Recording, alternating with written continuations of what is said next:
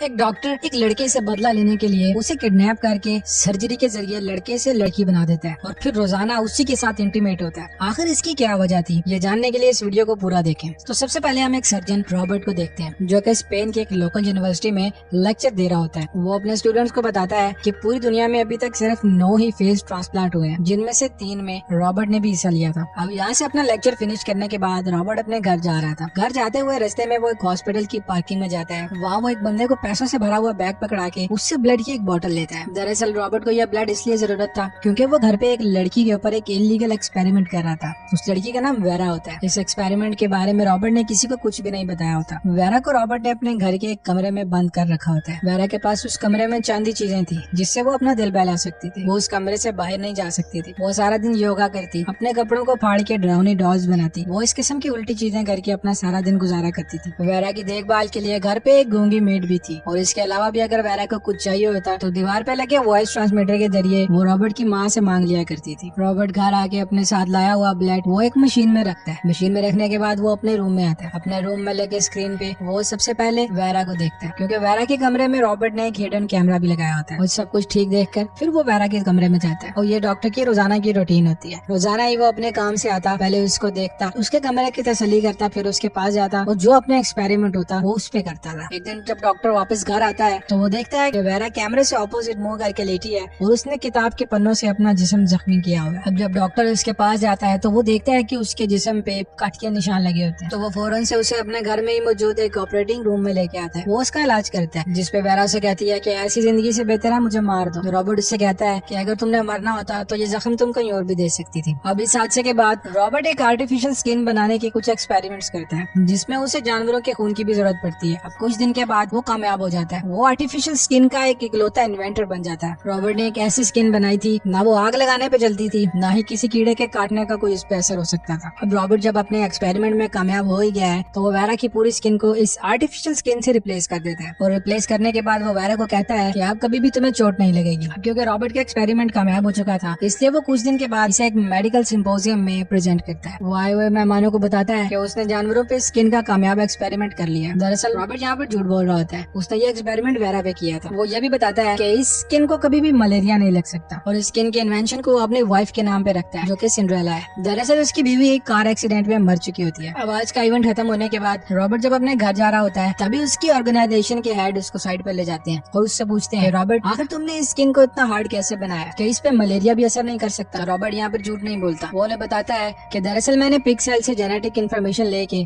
उसे human cell में डाल दिया है। अब भले ही रॉबर्ट ने एक बहुत ही जबरदस्त खोज की थी, मगर उसके प्रेसिडेंट उसके साथ नहीं देते। वो इससे मना कर देते और फौरन ही रॉबर्ट को अपने तमाम रिसर्च बंद करने के ऑर्डर दे देते हैं। अब रॉबर्ट यहाँ से सीधा अपना पुराने फ्रेंड मार्क के पास जाके आज हुई सारी बात उसे बताता है, जिसपे मार्क उसे कहता है कि रॉबर्ट तुम्हें अब अपने पुराने काम में लौट जाना चाहिए। अब रॉबर्ट जब यहाँ से अपने घर पहुँचता है तो वो अपने कमरे में बैठ के थोड़ी देर वेरा को देखता है, फिर वो उससे मिलने चला जाता है। वो वेरा को बताता है कि तुम पे जो एक्सपेरिमेंट मैं कर रहा था वो आज खत्म हो गया है। अब तुम्हें किसी किस्म के एक्सपेरिमेंट की जरूरत नहीं है। वो यहाँ से आजाद कंप्लीट हो चुका है। सोच के वो रॉबर्ट के साथ इंटीमेट होने की कोशिश करती है। वो रॉबर्ट को सीड्यूस तो करती है, मगर रॉबर्ट अनकंफर्टेबल फील करता है और वहाँ से चला जाता है। अब हम वेरेलिया को देखते हैं, जो कि रॉबर्ट के पास आके उससे बताती है कि तुम वेरा को मार दो, ये बहुत खतरनाक है। जिसके जवाब में रॉबर्ट से कहता है कि आप घर के सारे नौकरों को काम से निकाल दें, क्योंकि अब हमें इतने लोगों की जरूरत नहीं है। अब जब रॉबर्ट भी घर से चला जाता है और बाकी के नौकर भी वहाँ से चले जाते हैं, तभी टाइगर के कॉस्ट्यूम पहने एक बंदा उसके घर पर आता है और घर की बेल बजाता है। तो ये उस मेरिलिया का बेटा जैका था। अब क्योंकि जैका ने अपना रूप बदला होता है, इसलिए वो अपना बर्थ मार्क कैमरे में दिखा के अपने सबूत देता है और फिर फौरन से मेरिलिया बाहर आती है और वो उसे अंदर जाने से रोकती है, मगर जैका उस घर के अंदर चला ही जाता है। मेरिलिया से किचन में बैठा के खाना देती है। अब इतनी देर में टीवी पे एक डकैती की खबर चल रही होती है। दरअसल जैका एक डकैत है और ये उस डकैती करने के बाद एक कार्निवल की भीड़ में छुप कर ही आया था। ये कॉस्ट्यूम इसने इसीलिए पहना होता है ताकि इसको पुलिस न पकड़ सके। अब वो मेरिलिया से कहता है कि तुम रॉबर्ट से कह के मेरे फेस की सर्जरी करवा दो ताकि मैं पुलिस से हमेशा के लिए बच जाऊँ। मेरिलिया से कहती है कि रॉबर्ट ऐसा कभी भी नहीं करेगा, अब तुम जल्दी से यहाँ से चले जाओ। अब यहाँ से जैका किचन में शराब ढूंढने के लिए जाता है, तभी उसकी नजर उस सिक्योरिटी कैमरा पे पड़ती है जो वेरा के कमरे में होता है और वेरा अपने रूम में योगा कर रही होती है। अब जब जैका उसे कैमरे से देखता है तो वो उसे फौरन से पहचान देता है। वो अपने मन ही मन सोचता है कि ये आखिर जिंदा कैसे है, ये तो मर गई थी। वेलेरिया फौरन से किचन में छुपाई हुई गन निकाल के जैका पे पॉइंट कर देती है और उसे जाने के लिए कहती है, मगर जैका मौका देख के वेलेरिया से उसकी गन खींच लेता है और वहाँ पर उसको बांध देता है। बांधने के बाद वो सीधा वेरा के कमरे में जाता है, मगर वेरा के कमरे का डोर लॉक होता है। जैका फौरन से वेलेरिया के पास आता है, उसे धमकाने के बाद वो उससे चाबी ले लेता है। चाबी लेके वो सीधा वेरा के कमरे में चाहता है। जैका डोर अनलॉक करके अंदर जाने की कोशिश करता है। वेरा अंदर से धक्का दे के जैका को गिरा देती है और फिर उसके ऊपर हमला करती है, मगर जैका क्योंकि उससे ताकतवर है वो उसे पकड़ लेता है और फिर उसे कमरे के अंदर लाता है। अंदर लाने के बाद वो इसके साथ जबरदस्ती इंटीमेट होता है और वो इसके साथ इंटीमेट हो ही रहा होता है। रॉबर्ट घर आ जाता है। रॉबर्ट आते साथ कैमरा में ये सब कुछ देख लेता है और देखने के बाद वो अपनी पिस्टल लेके सीधा वेरा के कमरे में जाता है और वो जाते ही जैका को डायरेक्ट फायर करके मार देता है। अब यहाँ वेरेलिया को काफी दुख होता है। वो सोचती है कि काश वो जैका के साथ वेरा को भी मार देता। अब रॉबर्ट जैका की बॉडी को ठिकाने लगाने के लिए यहाँ से ले जाता है। तब वेरेलिया वेरा को जैका और रॉबर्ट के बारे में बताती है। वो बताती है कि रॉबर्ट और जैका ये दोनों सौतेले भाई हैं। दरअसल ये जैका उसे एक घर के नौकर से हुआ था और जब जैका पेट में था तो वो नौकर इसे छोड़ के भाग गया था, जबकि रॉबर्ट उसे उसके पुराने मालिक से हुआ था। उस मालिक ने रॉबर्ट को लेके अपनी बांझ बीवी को दे दिया था। वो सबको यही बताया था कि वो उनका अपना बेटा है। उसे ये कानूनी तौर पर उसके अपने पेरेंट्स थे, मगर क्योंकि वेलेरिया के दिल में अपने बेटे के लिए ममता थी इसलिए रॉबर्ट को ये खुद ही पालती है। तो आगे से वेरा उससे पूछती है कि जैका को ऐसा क्यों लगा था कि वो मुझे जानता है, जिसके जवाब में वेलेरिया से बताती है कि तुम रॉबर्ट की वाइफ सिंड्रेला जैसी लगती हो, जिसकी मौत एक कार हादसे में हो गई थी। साथ में वो वेरा को ये भी बताती है कि जैका की परवरिश सड़कों पे हुई थी। वो अपनी माँ से दूर पला बड़ा है, इसीलिए वो बिगड़ गया है। एक दिन वो पुलिस से छुपने के लिए भागता हुआ मेरे घर आया और मुझसे मदद मांगने लगा और तभी उसने रॉबर्ट की वाइफ सिंड्रेला को देख लिया और यहाँ इन दोनों को पहली नजर में ही एक दूसरे से प्यार हो गया था। और कुछ दिन के बाद वो दोनों घर से भाग गए थे, मगर बदकिस्मती से रास्ते में उनकी गाड़ी का एक्सीडेंट हो गया था, जिसमें जैका तो बच जाता है मगर सिंड्रेला का चेहरा बुरी तरह जल जाता है। तभी रॉबर्ट अपनी वाइफ सिंड्रेला को किसी तरह घर उठाकर ले आता है और लाने के बाद घर के सारे शीशे उठा के बाहर फेंक देता है ताकि सिंड्रेला अपना चेहरा ना देख सके। और एक दिन सिंड्रेला की बेटी बाहर बैठी लॉन में गाना गा रही थी। तभी सिंड्रेला अपने बेड से उठ के जब खिड़की की तरफ जाती है, शीशे में वो अपना अक्स देखती है, खुद को देख के चिल्लाती है क्योंकि उसका चेहरा इस कदर खौफनाक हो गया था और वो फौरन से उसी खिड़की से कूद के अपनी जान दे देती है। और बाहर बैठी उसकी बेटी जब ये सब देखती है तो वो उस दिन सदमे में चली जाती है। अब जब वलेरिया वेरा को ये सब कुछ बता रही होती है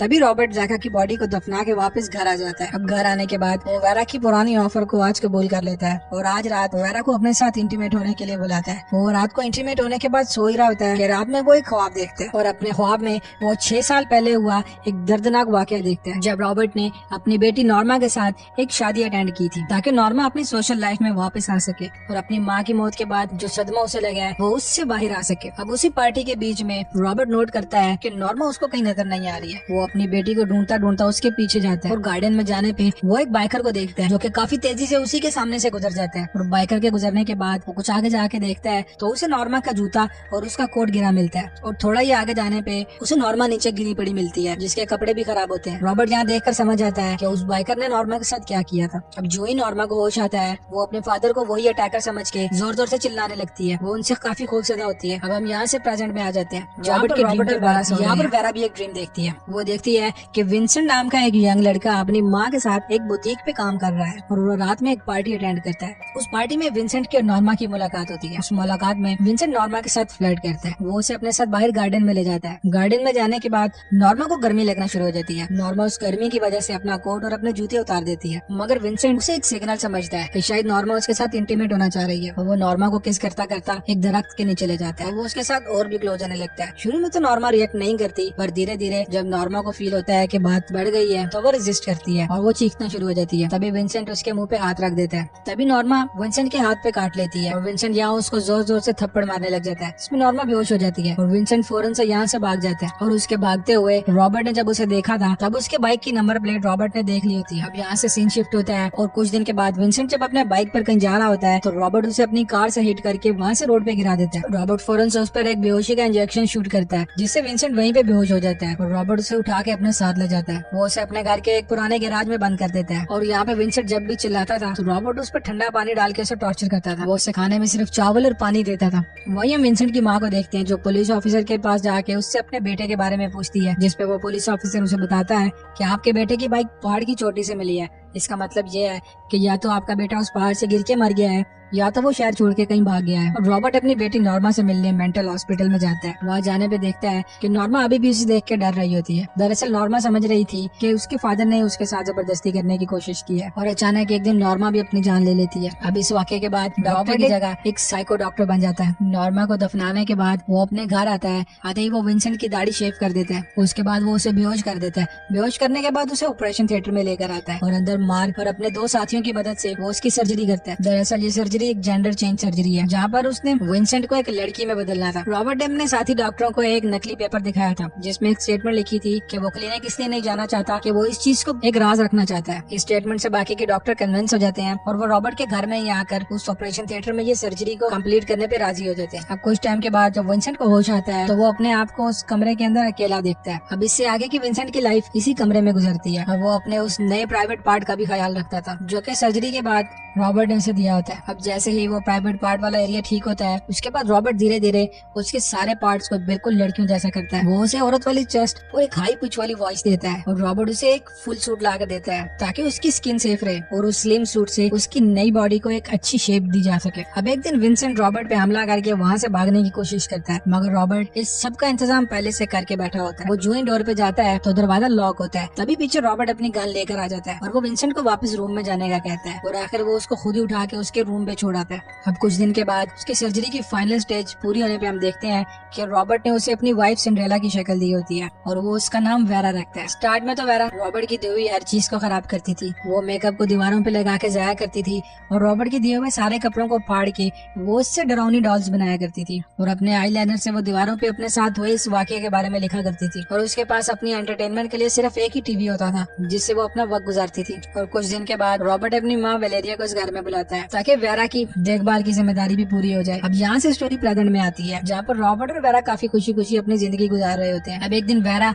वेलेरिया के साथ मार्केट जाती है, तभी रॉबर्ट का दोस्त मार्क उससे मिलने आता है। वो उसे न्यूज़पेपर दिखाता है जिसपे मिसिंग पर्सन के बारे में लिखा होता है। वही एक पिक्चर विंसेंट की भी होती है। अब क्योंकि उस सर्जरी में मार्क भी था तो वो विंसेंट को पहचान जाता है और यहाँ पर आने के बाद वो रॉबर्ट से पूछता है कि आखिर तुमने मेरे से झूठ क्यों बोला था। तभी रॉबर्ट अपने ड्रॉर से गन निकाल के मार्क को धमकाने लगता है, मगर इतने में पीछे से वेरा आ जाती है जिससे इनकी बातचीत रुक जाती है और वेरा मार्क से कहती है कि उसने इस ऑपरेशन के लिए अपनी पूरी इजाजत दी थी। ये सुनने के बाद मार्क कुछ सेटिस्फाई होता है और वो यहाँ से चला जाता है। अब शाम में फिर से रॉबर्ट और वेरा इंटीमेट होते हैं और इंटीमेट के दौरान वेरा को ज़ेका के अटैक की वजह से पेन हो रहा होता है और वो कुछ लेने के लिए नीचे आती है और इसी मौके का फायदा उठाते हुए वो रॉबर्ट की पिस्टल में अपने साथ रख लेती है। और रूम में आने के बाद वो रॉबर्ट से कहती है कि तुमने मेरी पूरी जिंदगी बर्बाद कर दी है। ये कहते ही वो उसके सीने पे फायर कर देती है। नीचे वेलेरिया जब इस गोली की आवाज सुनती है तो वो फौरन से जाग जाती है और अपने साथ अपना गन लेकर ऊपर रूम में आती है और वेरा यहाँ बेड के नीचे छुप के उसके ऊपर आने का इंतजार करती है। और जैसे ही वेलेरिया कमरे के अंदर आती है तो वेरा उसे भी गोली मार देती है। अब क्योंकि सब कुछ खत्म हो जाता है तो वेरा यहाँ से कुछ कपड़े और पैसे लेकर अपनी माँ के पास जाती है। वो अपनी माँ के पास जाने के बाद उसे अपना विंसेंट होने का एहसास दिलाती है और उसे हर वो चीज बताती है जो सिर्फ विंसेंट और उसकी माँ ही जानते थे। विंसेंट और उसकी माँ दोनों ही इमोशनल हो जाते हैं और